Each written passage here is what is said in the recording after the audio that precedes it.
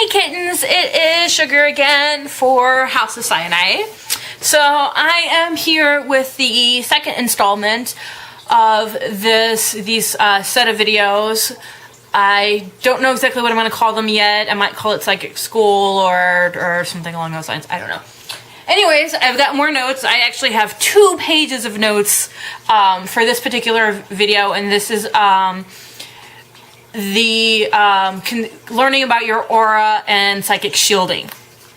So,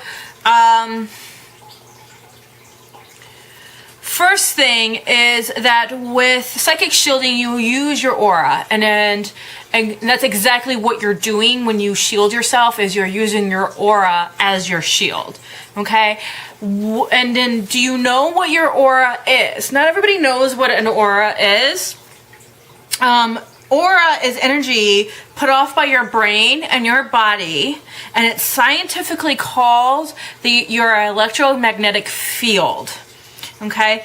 So this is the energy that they monitor when they are doing brain scans. Like, say, when you see coma patients in the hospital and they're connected to that machine, you can see their brain waves. What they're monitoring is their electromagnetic field. This is also the same thing that ghost hunters use when they are using EMF detectors. EMF stands for electromagnetic frequency.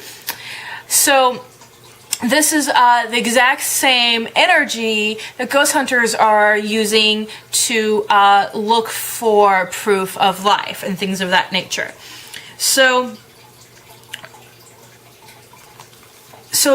this aura and all of that is actually, there's a lot of science behind it. Again, you want to look under electromagnetic field, electromagnetic frequency. Those are the terms that you want to use if you want to research the science behind the aura or your aura. I've only done kind of a surface level research on this. I'm not interested in the deep scientific data on what that is. I just simply was interested in knowing about what the scientific terms for an aura is, so that when I speak to a layperson, which is a much nicer way of saying mundane, when I speak to a layperson, I can use scientific terminology to explain things in a way that they're more comfortable with. Okay, so please understand that science is now catching up with the occult in a lot of ways, and the electromagnetic field / aura is one of them. All right, so why is shielding important? Okay, shielding is important because everything puts off energy. Everything living puts off energy, and everything electronic puts off energy as well. So the human body puts off a ton of energy. And to give an example of this in kind of a fiction way is, if you think about the Matrix, what were they doing? The machines were using the human bodies as batteries to run their electronic world. Okay, so the human body puts off a ton of energy. We're basically self-sustaining nuclear systems.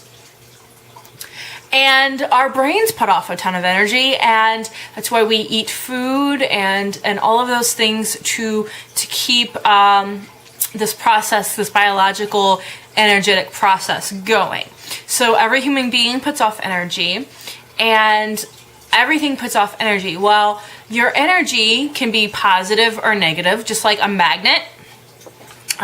Like this magnetic hematite, one side is positive, the other side of this magnet is negative, and because of that, certain things are going to be attracted to it, like this magnetic hematite sticks to metal.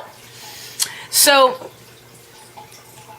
this is important to understand that, because something can happen and it can change the frequency of your energy and change it from positive to negative, or it could feed off your energy like the human batteries in the Matrix.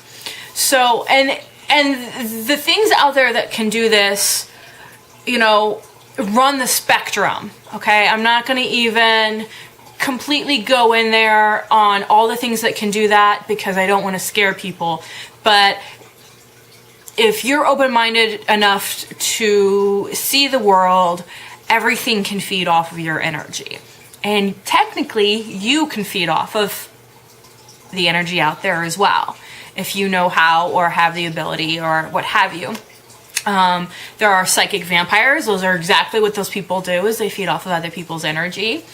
You know, there are ghosts. Sometimes the ghosts feed off of other people's energy. You know, there's just a whole realm of possibilities of people and things and other entities out there that feed off of energy. I'm not going to go into that right now because I have a lot to cover. And a lot of that is, while I know that it exists, a lot of it is still speculation. It's kind of like, I know it exists as a whole, but I don't have a whole lot of details individually on that. Okay? So it's important to shield because other people can affect your energy positively or negative. They can disrupt your energy, which could affect your mood. They can absorb your energy or feed off of you, which will drain you. And so it's really important to be able to protect yourself, especially if you are learning about New Age, learning about witchcraft, learning about being a psychic, all of these things, because you are going to open up yourself by simply learning about these things to things that you had never previously were aware of having contact with. And by doing that, you're exposing yourself to these things, and not all of them are good, so you need to be able to protect yourself. Okay, so how do you protect yourself? Well, the basic sense of psychic shielding is strengthening your aura, strengthening your energy. Okay, and there's several different ways to do this. There are lots of different ways to do this. The one that I like to do first or teach first is, again, another visual meditation. And I call this one the brick wall. Okay, so what you're going to do is you're going to envision that you have a shield that's, you know, 1/2 inch off your body that runs all tight across all your entire body.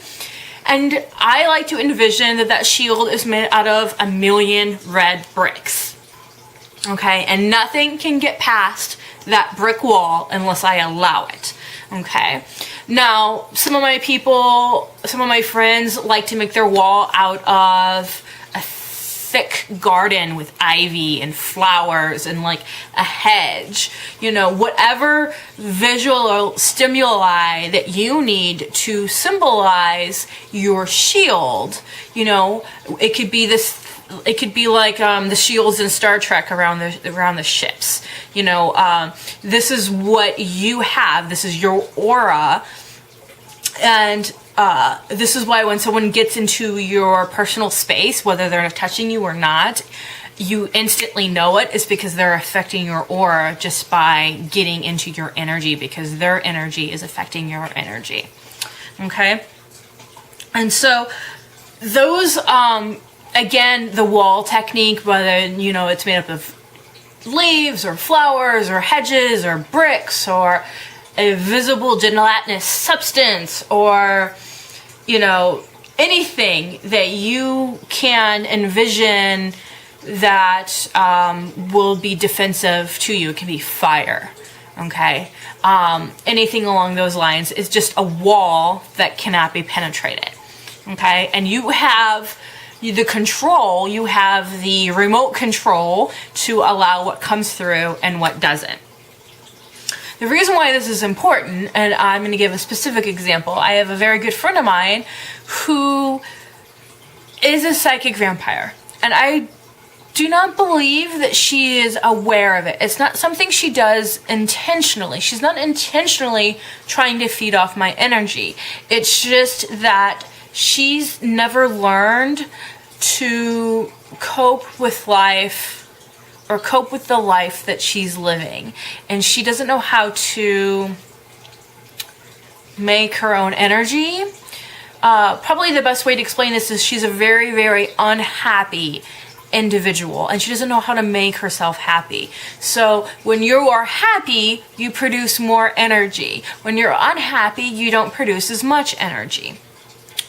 And she's a very unhappy individual, and she looks for sympathy from other people. When she's getting sympathy from these people, she's actually psychically feeding off of them, okay, and draining their energy. There's a lot of different ways that people can feed off of you and drain your energy. 9 times out of 10, people do not realize that they are doing this, okay? So whenever I'm around her, I immediately put up my shields. Now I have my shields up all the time, but I immediately take a moment, sometimes it's like 3 seconds, and I visually go through and strengthen my inner fortress to make sure that she doesn't feed from me, because I need my energy for myself, and I can't give her I can't give her my energy. She needs to learn to create her own.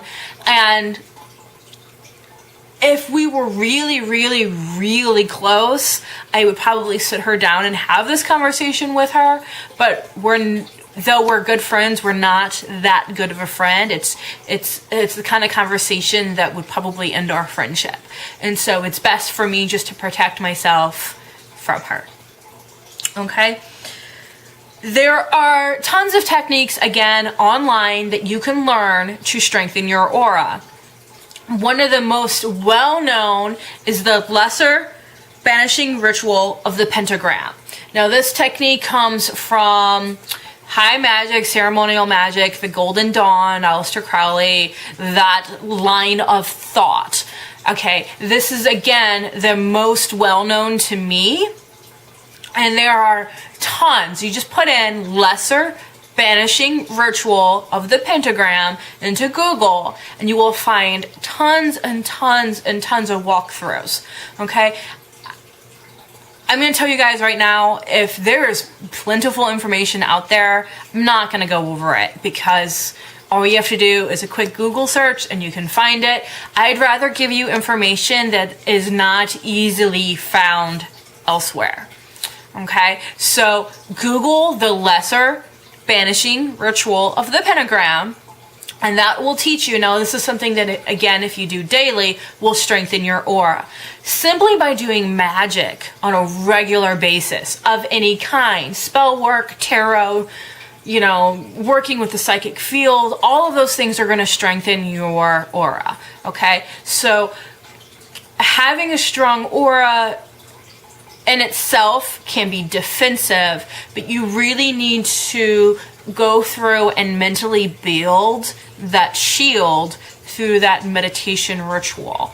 Otherwise, you're going to be this bright, shining light that's going to attract everything to you, and they're going to all want a piece of that light, and you're going to have nothing left for yourself.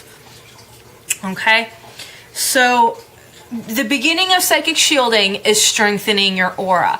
There are lots of other things that you can do on top of strengthening your aura, but I'm actually going to put that in a separate video because these videos are way long, and there's a ton of information that deals with symbols, stones, jewelry, tattoos, all kinds of stuff, mojo bags, spiritual bags, whatever you want to call them, because technically mojo is specific to African Yoruba traditions. But there are tons of things that you can do to give yourself a boost to your protection. Okay, I hope you've enjoyed this video. Again, comment down below, subscribe. Please send me video requests. These 3-part series all came from someone requesting to learn how to shield. And shielding is really important to anybody who's an empath, a psychic, a new ager, anybody who's really starting to look into the unexplained and the occult. You need to learn how to protect yourself And grounding and shielding are the most basic, simple ways that you can do to protect yourself in seconds, in moments. And it's just kind of something that you just need to be aware of to do it, and then you can instantly do it, and the more you do it, the better you become of it. Alrighty, thank you very much. Talk to you guys later. Bye-bye.